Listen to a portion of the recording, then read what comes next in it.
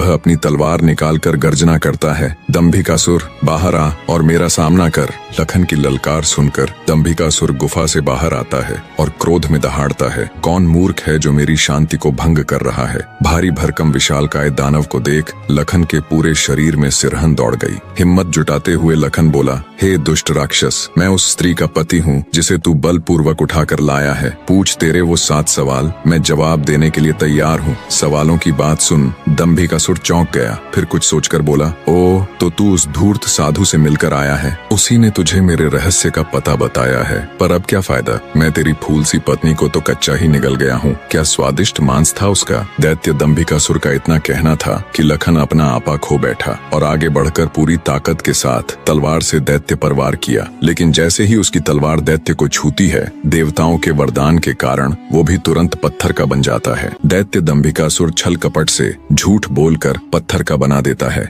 लखन के पत्थर का बनते ही दैत्य दंभिकासुर जोर जोर से शैतानी हंसी हंसता है। बड़ा आया था मेरी 7 गुत्थियों को सुलझाने वाला। उसकी शैतानी हंसी से सारी वादियां दहल उठती हैं। घिनौनी हंसी हंसता हुआ दंभिकासुर अपनी गुफा में जाता है और राजकुमारी चंद्रकला से कहता है, एक कीड़ा आया था बाहर, कह रहा था तुम्हारा पति है। तुम तो बड़े बड़े दावे कर रही थी कि मेरे पति को जब मालूम चलेगा तो वो मुझे छोड़ेगा नहीं। अरे उसे मसलने के लिए तो मुझे अपने हाथों की भी जरूरत नहीं पड़ी। एक छोटे से झूठ से ही विचलित हो मिट्टी में मिल गया। इतना कह दानव जोर जोर से हंसता है। दंभिकासुर की बात सुन राजकुमारी चंद्रकला एकदम सन्न रह जाती है, मानो उसके शरीर में प्राण ही न हो। कुछ देर बाद जब थोड़ा होश संभाला तो रोती गिड़गिड़ाती हुई राजकुमारी बोली, दुष्ट दानव, क्या किया तूने मेरे पति के साथ। ऐसा नहीं हो सकता, मेरा पति नहीं मर सकता। कह दे कि तूने मुझसे झूठ कहा है। राजकुमारी चंद्रकला की बात सुन दंभिकासुर बोला, मूर्ख स्त्री, तूने मुझे समझ क्या रखा है कि तेरा वो कीड़ा पति मुझे मारेगा।